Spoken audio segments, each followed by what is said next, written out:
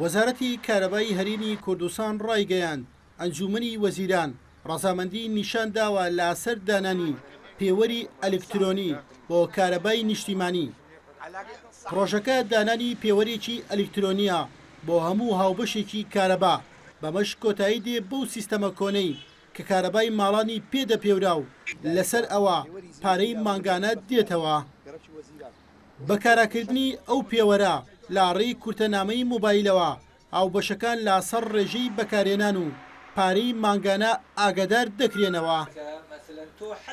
وتەبێژی وەزارەتی کارەبا ڕوونی دەکاتەوە دەبێت تا کۆتایی ئەمساڵ پرۆژەکە تەواو بێ و هەموو هاوبەشێکی کارەبای نیشتیمانی ئەو پێوەری بۆ دابنرێ کە نرخی هەر پێوەرێک دەگاتە $100 و حکوومەت خەرجەکەی دەدات. بە ئەلکترۆنیکردنی هەموو هاوبەشانی کارەبا پرۆژەکە دەستی پێ کردووە و لە مێژە موافقەی وەرگیراوە و ئێمە ئێستا چەند کۆمپانیایەکی نێودەوڵەتی بانکراون بە تەخمین بۆ هەر ماڵێک یعنی لەوانەیە لە سنووری $100 بێ و ئەمە خەرجێکی زۆر نییە و هاوڵاتی هیچ کاتێک تەحملی ئەو خەرجە ناکە لەلایەن حکوومەتەوە بۆ خۆی خەرجەکە دابین نەکرێت.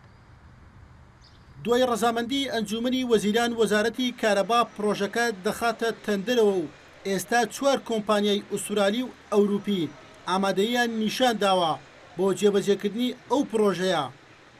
بارپرسانی وەزارەتی کارەبا ئاماژە بۆ دەکەن ئەو پێوەرە ئەلکترۆنیە یارمەتیدەرێکی زۆر باشە بۆ کەمکردنەوەی زیادەڕۆیی و بەفیڕۆدانی وزەی کارەبا. ئەمەش وا دەکات ئەو بڕێی ئێستا بەرهەم دەنێرێ کارەبای تەواوی پێدابین بکرێ.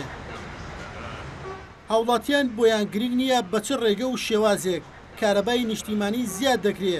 ئەوان تەنیا دەیانەوێ ببنە خاوەن کارەبایەک کە 24 ساعت هەبێ بەڵام بەو مەرجەی کری ماگانیان لەسەر زیاد نەکات.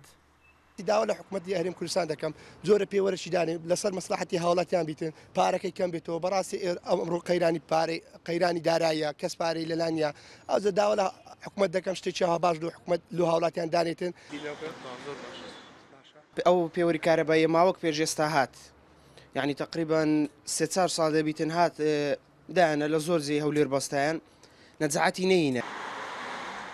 لە پاڵ دانانی پێوەری ئەلکترۆنی بۆ هەر هاوبەشێک پێوەری ئەلکترۆنی بۆ محاویلەکانیش دادەنرێ کە بەرپرسانی وەزارەتی کارەبا دەڵێن ئەمەیان بۆ ڕێگریکردنە لە دزینی کارەبا لە محاویلەکانەوە.